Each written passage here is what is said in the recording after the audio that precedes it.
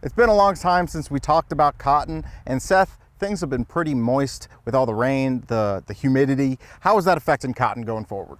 Yeah, so I think for Oklahoma, we'll take the moisture.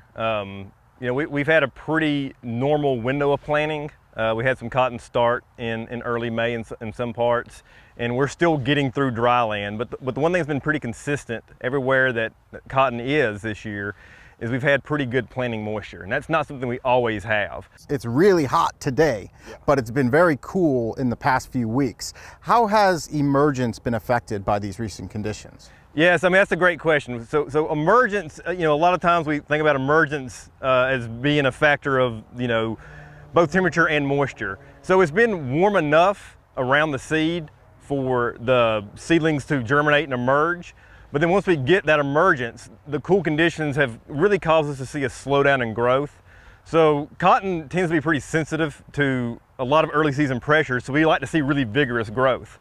And what we've been noticing this year, at least for most of the crop planted in May, was that we got to cotyledon cotton. So we got cotton that emerged and the cotyledons unfurled pretty rapidly.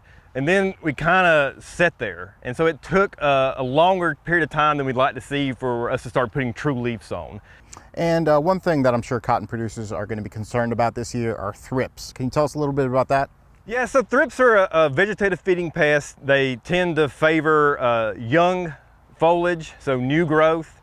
And for cotton, we're really in a susceptible window for thrips between emergence, when those cotyledons come out, and 4 to 5 leaves. And as soon as we get 4 to 5 leaves, basically the plants are big enough they can carry some pressure without it really affecting their growth. This year, with us being slower to get those true leaves on, it's put us in that susceptible window for a longer period of time than we'd like to be. So whether you've got cotton that has a seed treatment on it for thrips, we're having to make sprays maybe a little bit sooner, or maybe at a sooner growth stage than we'd like to make.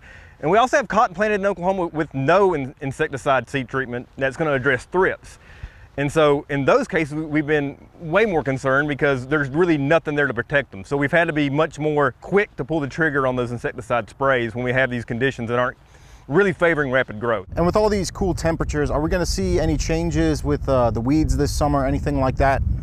Well, I think it's a combination of we got the moisture to drive some growth for the crop and the weeds, and then the cool temperatures are going to slow our growth down. And cotton's not competitive to begin with. It's already a pretty uncompetitive crop early season. So what we are seeing is, because of the moisture and because of the cooler temperatures, we're seeing some of our residual herbicides we might put down as a pre-emerge.